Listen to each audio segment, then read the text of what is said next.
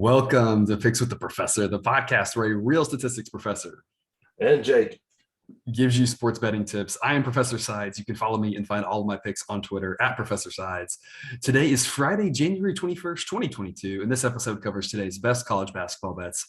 In case you're new here, I have built a mathematical model that predicts what the spread and total should be for every Division I college basketball game. That information, along with a graded A, B, or C against the spread pick for each of today's games, is available in the Google Sheet linked in the show's description. Picks that get an A are the ones I love, picks that get a B are the ones I like, and picks that get a C are the leans. However, please remember that good and bad variance will occur. So as much as I'd like to say the model will be profitable each and every day, that is an impossible reality for any gambler. Jake, the model did pretty well overall yesterday. The games that we covered here, kind of a mixed bag. You know, I didn't get that OT in Purdue, Indiana, but Arizona went just as we planned, and that was good. I do want to point out IUPUI, you know, playing a disappointing Wright State team who just hasn't been able to put teams away with that awful performance last night. They're now ranked last in Ken Palm's ratings, and there's a reason for that. That team, I just feel like at this point they've just got to be an auto fade, right? Like I thought yesterday, I was like, no, this number is too high. Apparently, there's no number too high for that team. And then, of course, before we get to what did we learn yesterday, I just have to comment that we, of course, talked about if Penny Hardaway will make it through the season after that game last night. I think the odds have decreased, especially after his press conference last night. I assume he's not too pleased this morning with how he reacted there. Jake, what was your take there? Yeah. That Memphis is, like we pointed out, a poorly coached team. And I think Penny's at the end of his wits and is burning through the goodwill that he's earned in Memphis as a city, like with everything he does for kids and stuff there. Like, I don't know if it was a smart decision for him to go to Memphis because that's going to only end bad. And it's fast-tracked that way. Yeah, and it's a good point you bring up. It's like when you go to a place like that you're already beloved, it's so all or nothing. It's so high risk, high reward, because it's one of those things where if you do well, like you become a god basically and whatnot. But if you don't, you kind of erode all of the good memories, right? And it's tough for people to take both the good and the bad and remember there is good and bad, because most of the time in these situations, they just remember the last thing that happened. And so, like you said, it's eroding all of that goodwill, and that's difficult. It was a risky situation for him to start with. And at first it looked good, and it's really, unfortunately, turned south for him. Jake, what else did we learn yesterday? Well, we learned that Arizona is the only team of value in the Pac-12. They're just an incredible team. And they were, like, I was watching that game, they were just toying with Stanford. It was like one of the things where the coach on the sidelines, okay, this guy's going to score off this pass, off this cut, and then it happens. They were just on a different level. Purdue's defense is so bad. Like Edie and Williams, you would think as big guys would be decent rim protectors. They combined for one block. Like, they got nobody protecting the rim. Jaden Ivey plays out of control and then just gets lost on D because half the time he's 3 rows deep because he took some layup where he jumped underneath the bucket, or he's getting bailed out by lobbing up a pass because he went too far. It's just not – Matt Painter's got to do something there on defense to get that figured out. And IU is a very good home team. If they can ever get these turnovers figured out, because last night they had 6, and we saw how good they can be without Trace Jackson Davis. I think he played 12 minutes, maybe. They will be a very tough out. So if they can get that solved, it'll be a very tough team you don't want to see. Yeah, you talk about Purdue's defense being so bad, and I still couldn't get the over. That was disappointing. Just fell just a few points short on that one. A small slate tonight, so we're going to cover 3 games for you and then preview a Saturday one before our fun end of the show buzzer beaters. 5 p.m. Central Time. We've got some action here. Sneaky good game between 2 of the top teams in the conference, Toledo at Ohio. The model makes Ohio a 3-point favorite with a total of 144. So we got a short slate here. So I've got double barrel action for you here today. I've got a B pick on Toledo plus 4.5 and the under 147.5. My thoughts on this game is that you've got 2 teams that are a lot closer in talent than people realize. They're both very good. Being a conference game, being one that could go a long way to deciding who wins the regular season title. This is an every possession matters type game.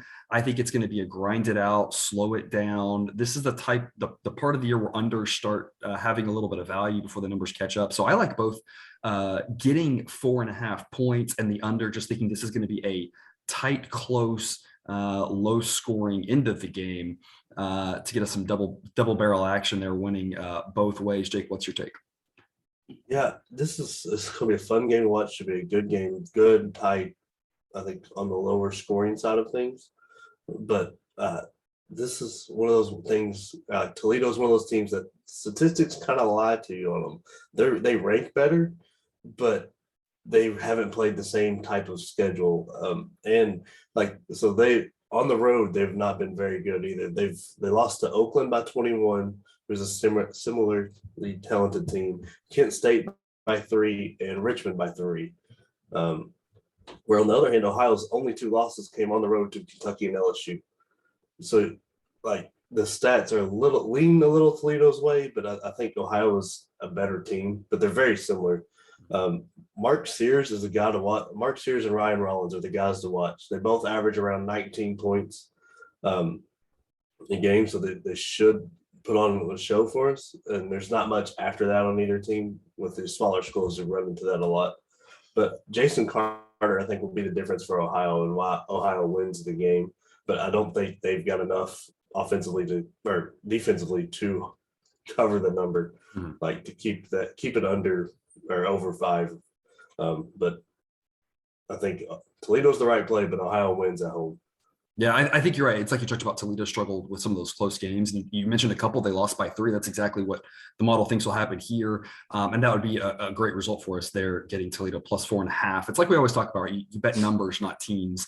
And when you talk about who wins the game, I agree with you. I think Ohio is the better team at home. But 4.5, just a few too many points in a game that should be, like I said, a close and kind of some late game grinding out. There'll obviously be some offensive runs, but as it gets later on, I think the ball is going to become sacred, right? People are going to want to really protect that. 6 p.m. we've got the first key Big Ten game of the night, Illinois at Maryland. Illinois is about a 7-point favorite. The model takes it pretty close to there, but I have a little bit of a discrepancy on the total. The model thinks 142.5, so I'm taking over 140.5. And this number seems like one where we've got a little bit of an insurance policy with some potential late fouls. Illinois being a 7-point favorite. If they're up in the 5 to 10 range late in the game, Maryland will start fouling with a minute to go. We might end up with a late, 12 points in the last minute type thing if we aren't already safely into the over. So I like the over here. Jake, what's your pick?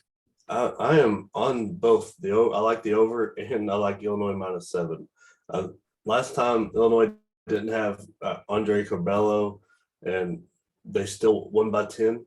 I mean, that was at home, but I think they had an off shooting night. So I think with the addition of the extra guard and how they're playing, plus being angry about the Purdue loss, they are just going to run through this Maryland team, I believe, because they don't have an answer for Kofi. Not many teams do, but last time both their big guys fouled out. Maryland's big guys fouled out, and Kofi went for 23 and 18. Like it's one of those things. They just don't have enough. I think the over is safe because of the way Maryland shoots the 3 ball with Ayala and Scott, who played well against them in the last matchup, but Fats Russell didn't play well. So I think if he has his normal game, the over is going to be safe. It's going to be a quick game, fast up and down, especially with the way Illinois likes to play. And I feel it's very safe because if it gets close with under 4, all Illinois is going to do is come down and post up Kofi, work the clock, and give it to him. And Maryland's got no answer for that. Yeah. And you talked about Corbello. He seems like he could be a difference maker. He was someone that I think some inconsistent play at times being out, no one really knowing what to expect from him. My expectations were a lot lower for him Monday, Yeah. but he looked fantastic. And Yeah. so if he gets going, that just adds a whole extra dimension for that team, extra depth. Like you said, it can really be a big difference maker and just make them that much tougher. This Yeah. is about the time last year when Illinois started making their run. So we'll see Yeah. if they can do something similar after that double overtime heartbreaker. That was just a fantastic game on Monday. And then another Big Ten game, 8 p.m., Michigan State at Wisconsin. This is the game tonight you want to watch. I think Toledo, Ohio will be a lot of fun, but Michigan State, Wisconsin is the game you want to watch tonight.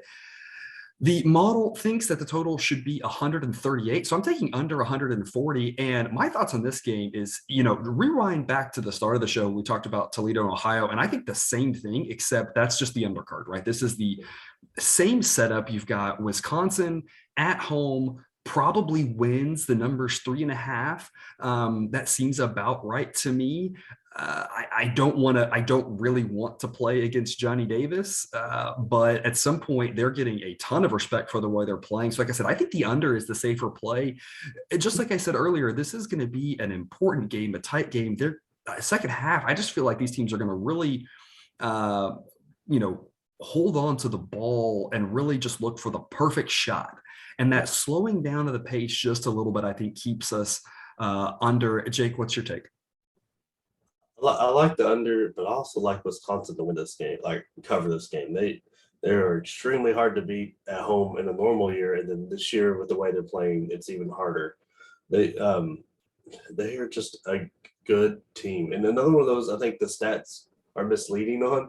Like they just seem to overplay the metrics. Like whatever the metrics are, it's like, okay, we're just going to do better than that today.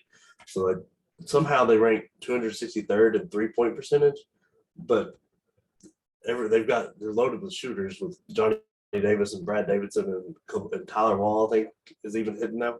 And like last game, if Davidson and Wall and the rest of that starting lineup pick up, I don't think Michigan State's got the talent to do it. Michigan State is a pretty good shooting team, but they don't take a lot of shots. So that's why I think the under is kind of good because they play that slower pace and they don't force a lot of turnovers. And Wisconsin doesn't turn the ball over a lot, and Michigan State really doesn't turn the ball over that bad normally. But on the road, they've had a rough time averaging around 16, about 16. So I don't think there's going to be a lot of up and down pace. So I think the under is a good call. Wisconsin, I believe, covers this, and I've got a little bit of a controversial opinion on this. I don't think Izzo is as great of a coach as what people make up. He's got one title in 20 plus years. I mean, he's got 8 Final Fours, but that's all you can really point out. I mean, it's not like the Big Ten's been the greatest basketball conference all those years where he's got those titles. So I think he's overrated as a coach. Interesting hot take there. Yeah, I always find, we'll talk about this when we get to March. I always find Michigan State to be that team that when you don't expect them to do anything, make a run to the Final Four. And then when you do, a lot of times they end up with a disappointing early exit. I can never seem to figure out Michigan State, when it gets down to bracket time. I'm calling this the drop a comment game. Since this is the game of the night, drop your comment on your favorite play if you're on YouTube here for the Michigan State Wisconsin game, whether it's a total or the side. I feel like the like kind of like you said, some of the metrics might point a little bit more to Michigan State, but man, it is hard to go against Wisconsin. So this should be fascinating. It feels a lot like that Northwestern game where it's like the metrics kind of said Northwestern, but like, why would you go against Wisconsin?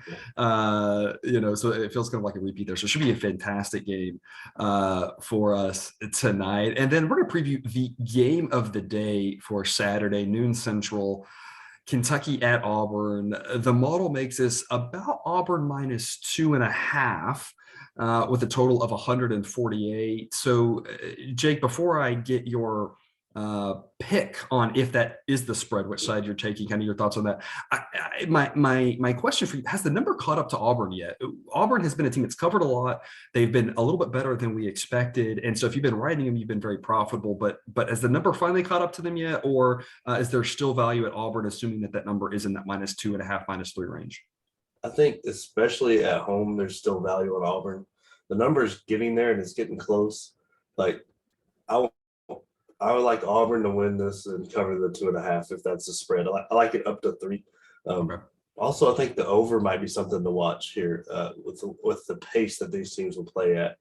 especially Auburn at home and the shooting. It's going to be a fun game to watch. I'm excited for it, but I don't think it's quite there yet. I think Kentucky's getting a little too much respect right now, but I think Auburn is the play to make on Saturday.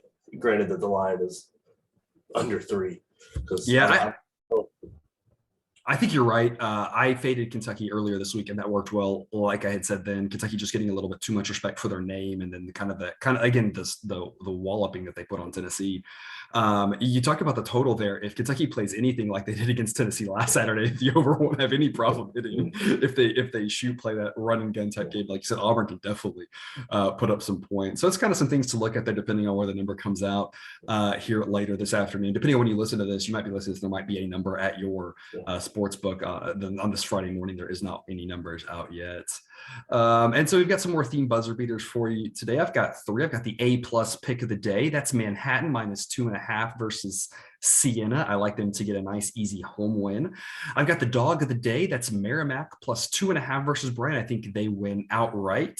And then the best B side, I've got Illinois State -7 versus Evansville. Jake, what are your buzzer beaters? The only real buzzer beater I have for today is Cleveland State. They are a team that's kind of sliding under the radar, and I think they will cover that number fairly easy. I've also got some games that are fun to watch on Saturday if you're like me and a basketball junkie and just want to sit on your couch and watch basketball. Florida State and Miami, that's up for first place in the ACC and could go a long way in determining that, I believe. You've got Army and Navy, and that should be a fun, tight battle for the service academies. And then Ole Miss, Mississippi State, that's a big rivalry, and both teams are coming off disappointing performances. So it's going to be a little extra motivation to play well there. So I think it's be a fun one to watch. Absolutely. Definitely some good games on Saturday. And just a note, you talked about that Cleveland State game. That number is 8.5. So like them to get a nice little double-digit win at home there. They are a really good team. I do agree with you on that one. And that's all we've got for you today. Thanks for tuning in to another episode of Picks with the Professor. A reminder, check out that Google Sheet for all picks and totals for today's games. If you haven't done so yet, click that subscribe button. We will get you a new episode every weekday of the college basketball season. We will see you Monday. And until then, remember, you can eat your betting money, but please don't bet your eating money.